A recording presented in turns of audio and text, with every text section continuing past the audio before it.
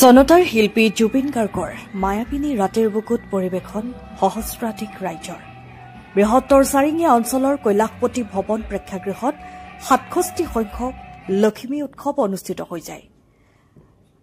আৰম্ভণিতে সংগীতৰ মহানায়ক জুবিন গাৰ্গৰ সোঁৱৰণত শ্ৰদ্ধাঞ্জলি অনুষ্ঠান জনোৱা হয়।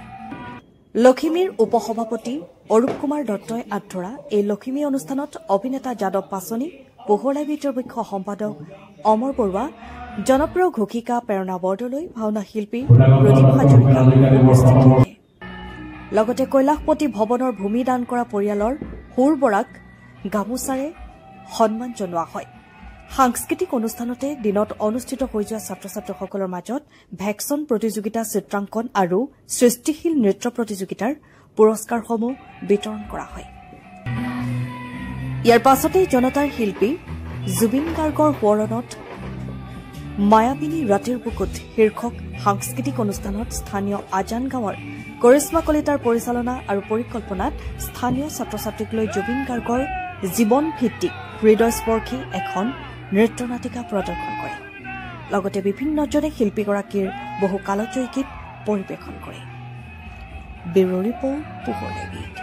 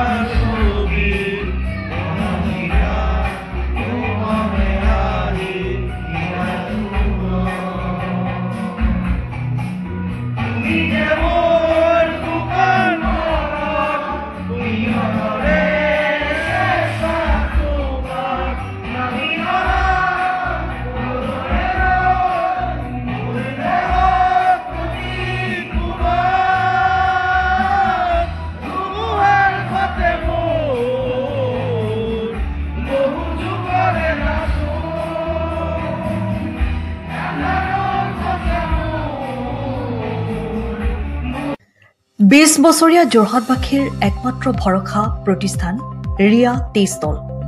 হয়, যোৰহাট পুৰণি বালিবাটস্থিত বিজি পথত আপোনালোকৰ আপোন আৰু ভৰসাৰ চাহ, মিঠাই, বিভিন্ন সুস্বাদু সমৃদ্ধ বিপণী Riya tea stall. Riya tea ষ্টলৰ দ্বিতীয়খন সংযোজন ৰিয়া টি ষ্টল ৰাইজৰ বাবে মুকলি। ইয়াত নানান ধৰণৰ বিস্কুট, ব্ৰেড, সুস্বাদু পেষ্ট্ৰি, কেক, চাহ, কফিৰ লগতে বাৰ্থডে কেক উপলব্ধ। লগতে অৰ্ডাৰ মতে যোগান ধৰা হ'ব। তেনেহ'লে পলম নকৰি আহক আপোনালোকৰ প্ৰিয় বিপণী ৰিয়া টি ষ্টললৈ।